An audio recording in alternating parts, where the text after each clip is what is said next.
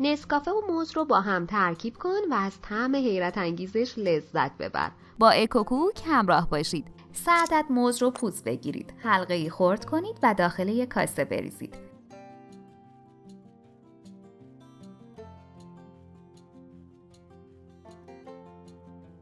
یک قاشق غذاخوری پودر نسکافه فوری آماده. میتونید از نسکافه بدون شکر هم استفاده کنید.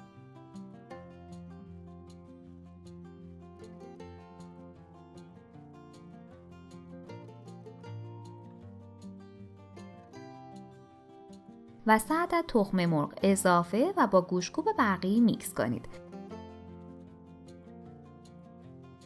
تک تک لایک ها و کامنت های پرمهری که میذارید برامون بسیار با ارزشه. به ما انگیزه میده تا آموزش ها رو با اشتیاق بیشتری براتون تهیه کنیم. نصف پیمانه و 2 قاشق غذاخوری معادل 120 گرم شکر بریزید و هم بزنید.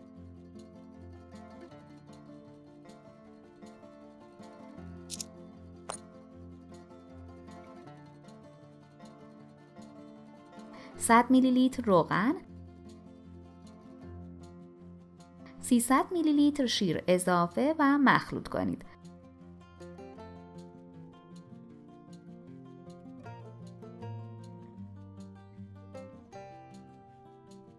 دو پیمانه آرد رو به همراه 5 قاشق غذاخوری پودر کاکائو و 1 قاشق غذاخوری بیکینگ پودر ترکیب کنید.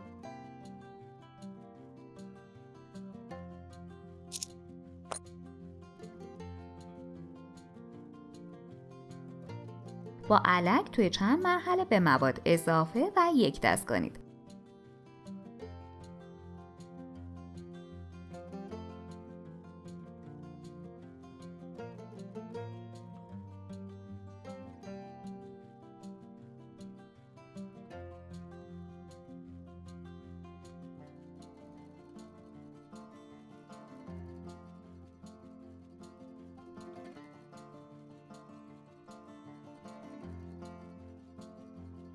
کف قالب میان تهی 28 سانتی رو چرب و ترکیب 1 قاشق سوپخوری آرد و 1 قاشق سوپخوری پودر کاکائو رو داخل قالب الک کنید.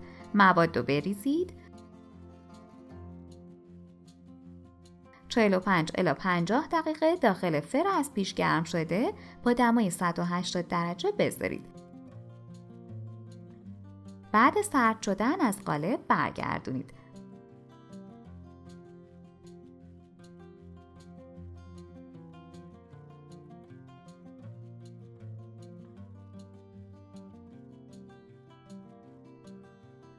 طعم و بافت فوق‌العاده‌ای داره که دل آدم آب میکنه. نوش جان. لطفاً برای حمایت از ما لایک و سابسکرایب رو فراموش نکنید.